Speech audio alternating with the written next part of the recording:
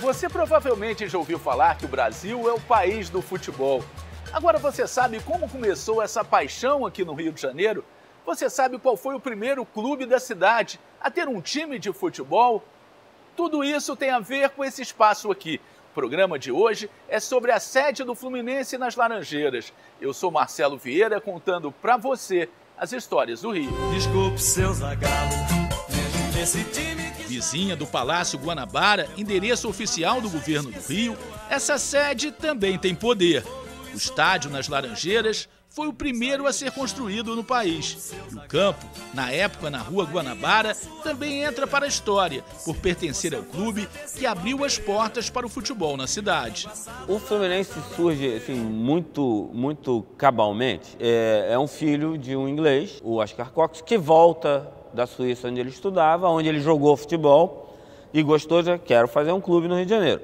A ideia inicial era que se chamasse Rio Futebol Clube, porque era para ser um nome ligado à cidade. Só que outro grupo se reuniu 9 dias antes e fundou o Rio Futebol Clube. Aí ficou aquele impasse, continuaram querendo que fosse um nome ligado à cidade. Carioca não era uma palavra muito utilizada na época, e decidem então que vai ser o Fluminense Futebol Clube, porque era o clube de todos os moradores do Rio de Janeiro, era o único. O Fluminense estava no lugar certo, na hora certa. O que era jogado peladas por aí entre funcionários de firmas ingleses contra brasileiros, o Fluminense organizou isso aqui.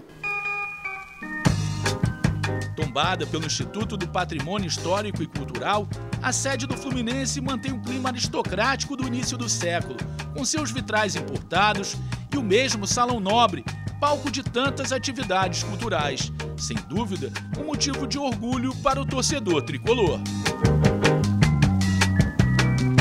O Arnaldo Guini, um grande carioca, ele transformou o Fluminense num verdadeiro centro cultural.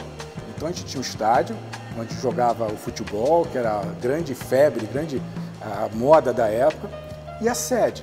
Na sede ele trazia a grande sociedade carioca para cá. Então tinha um show de música, ele trazia artistas de ópera para vir para cá. Então o Fluminense ele fomentou muito a vida cultural do Rio de Janeiro.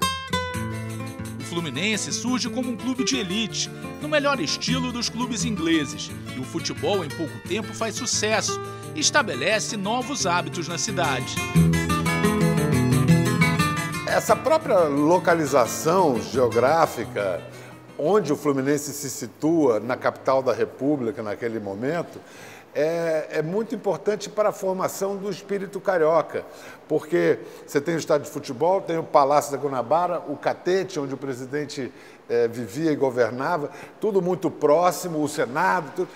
Então, a rua, nos bares, nas esquinas, isso começa a acontecer uma proximidade entre povo e poder que é impensável hoje em Brasília. A elite passa a se reunir para discutir o futebol, tomando uísque ou tomando seu vinho, e daí começa a discutir também os desígnios e o futuro da cidade, o futuro do país. Numa época em que você não tem cinema, em que o teatro é incipiente, você não tem televisão, não tem grandes atrativos, passa a ser um acontecimento social. Até então, as emoções esportivas na cidade ficavam por conta de um outro estilo de competição, as regatas de remo na Baía de Guanabara. A regata ela era disputada basicamente na enseada de Botafogo, onde havia arquibancadas. As regatas eram disputadas basicamente ao domingo e já juntava muito público, tanto da elite quanto popular. A gente falar hoje que o Brasil é o país de futebol, fica fácil, né? Mas naquela época tinha o clube de regatas do Flamengo, o clube de regatas do Vasco da Gama, o clube de regatas do Botafogo. Ou seja, estava todo mundo ali no boqueirão, né, que o remo era praticado ali na Baía de Guanabara, remando. E se não fosse o Fluminense, o Brasil não ia ser o país, a pátria de chuteira, né? O Fluminense foi tão importante que salvou o Brasil de ser a pátria das regatas, imagina? Os espectadores das partidas de futebol se tornam torcedores, uma expressão que tem origem no Estádio das Laranjeiras. A expressão torcedor vem das senhorinhas que ficavam assistindo aos jogos e muito nervosas pegavam seus lenços e ficavam torcendo seus lenços assim, nervosas. Então daí vem a expressão torcer, torcedor. A paixão do brasileiro pelo futebol tem muito a ver com uma partida disputada nas Laranjeiras.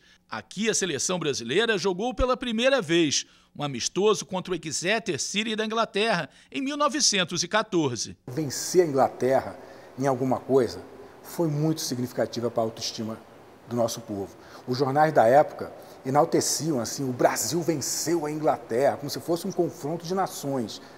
E aquilo, eu acho que o brasileiro sentiu que a gente era bom em alguma coisa. Outro passo para o futebol cair nas graças dos torcedores acontece com a construção do Estádio das Laranjeiras para o Sul-Americano de 1919. O torneio reúne 4 seleções e o Brasil conquista o título ao derrotar na final o Uruguai por 1-0. O detalhe é que, para garantir a ocupação total dos 25 mil lugares do estádio, o então presidente da República, Delfim Moreira, decreta ponto facultativo nas repartições públicas.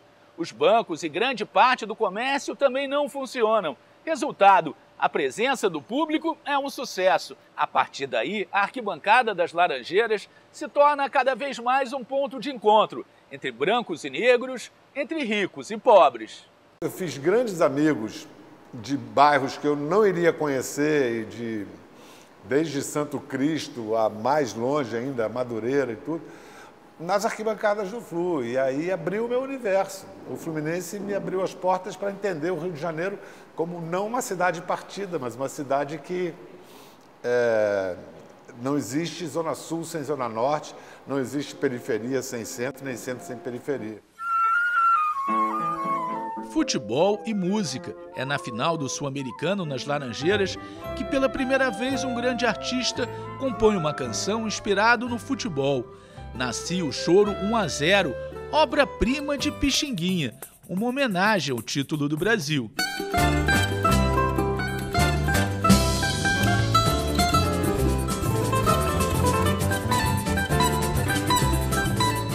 Mas o futebol não era uma unanimidade e as maiores críticas vinham de setores da elite intelectual.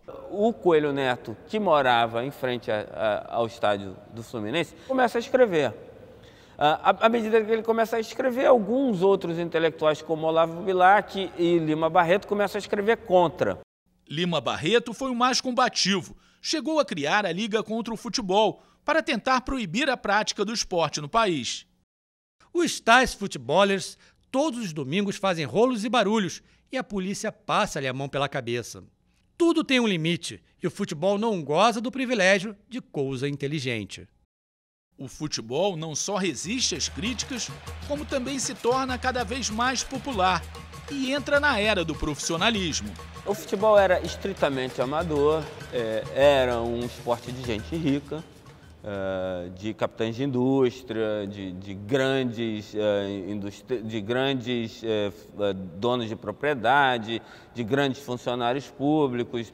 Receber dinheiro sequer passava pela cabeça deles, inclusive porque não havia dinheiro envolvido. Quando se começou a cobrar ingresso no estádio, foi aí para pagar a camisa, para fazer a manutenção, custos comezinhos.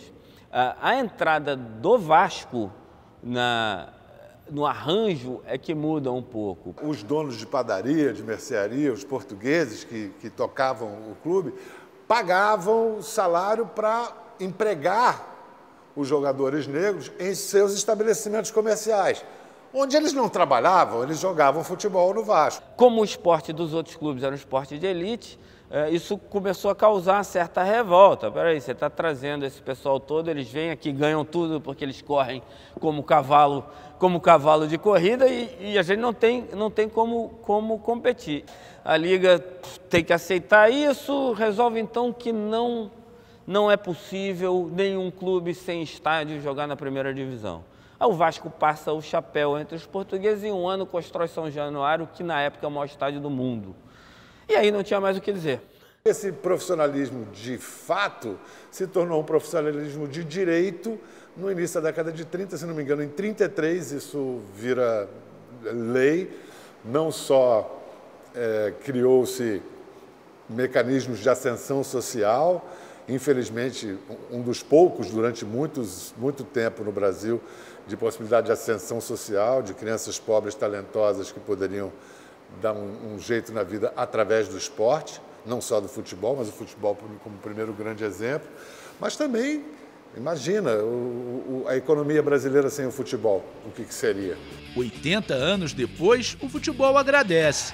A profissionalização permitiu que muitos craques desfilassem o seu talento pelos gramados do país, num casamento perfeito com o torcedor. Que essa união continue firme por muitos e muitos anos. Bola na trave, não altera o placar. Bola na área, sem ninguém pra cabecear. Bola na rede pra fazer um gol.